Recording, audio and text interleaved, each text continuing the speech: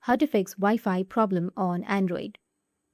So if you want to fix your Wi-Fi problem on your Android, then what you need to do is first open up your settings application. After opening your settings, you need to go with your connections and select Wi-Fi.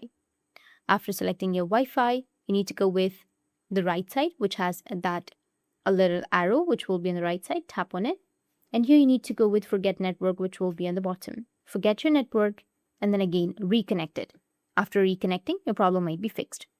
But if that still doesn't fix your problem, then you need to go with your control center and toggle your Wi-Fi off, or you can also turn on your airplane mode for a few seconds and then again turn it off and connect to your Wi-Fi and your problem might be fixed.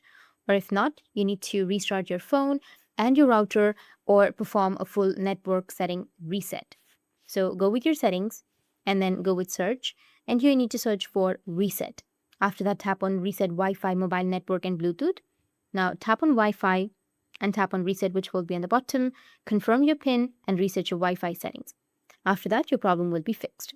That's it. If you found this video helpful, hit the subscribe button and thanks for watching.